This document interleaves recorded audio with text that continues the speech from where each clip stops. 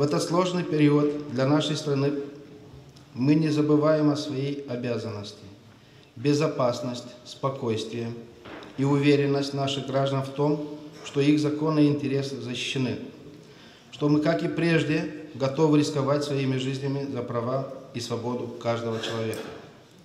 Уважаемые ветераны, мы выражаем вам нашу глубокую признательность, почет и уважение.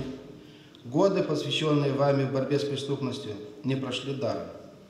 Ваш богатый опыт до сих пор помогает нам идти вперед и преодолевать все преграды с честью и с достоинством. Обращаюсь к молодому поколению. Хочу напомнить, что служба полицейского сложна и трудна. Так было и будет всегда. Но мы должны помнить о награде за свой труд, о счастливых улыбках своих родных, друзей и близких. Eu, din tot sufletul și cu mult respect, astăzi am venit să vă aduc un mesaj de felicitare din numele meu personal și din numele întregului staff a conducerii Ministerului Afacerilor Interne. Este în mare măsură tradițional faptul că Ministrul de Interne vine aici, în Găgăuzia, pentru a felicita efectivul direcției. Astăzi eu am respectat această tradiție, nu în ultimul rând din motivul că pe parcursul activității mele polițienești, eu eram curatorul direcției din UTA Găgăuzia.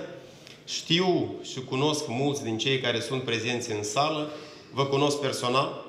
Nu odată am văzut cum acționează poliția din Găgăuzia și vreau să vă felicit pentru prestația frumoasă din anul 2016 și nu doar din anul acesta. Какие бы события ни происходили у нас в автономии и в Республике Молдова, тот корпус полиции, те полицейские, которые сегодня находятся в зале, никогда не боятся выйти на передовую и всегда достойно представляют нашу автономию.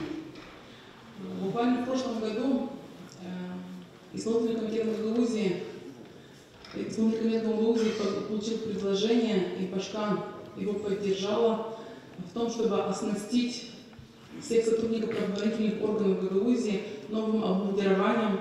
Это было беспрецедентное решение, это было, наверное, первое в республике решение, когда местные органы власти поддержали. И хочу сказать, что Башкан Гагаузии, исполком Гагаузии всегда будут рядом и всегда будут поддерживать все необходимое и возможное, что будет в наших силах для того, чтобы улучшить ваши условия труда. В этом году Иван Георгиевич подал новое ходатайство о приобретении автомобиля. И буквально вчера, по настоянию решения Башкана, уже вчера автомобиль был передан в автопарк УВД Гагаузии.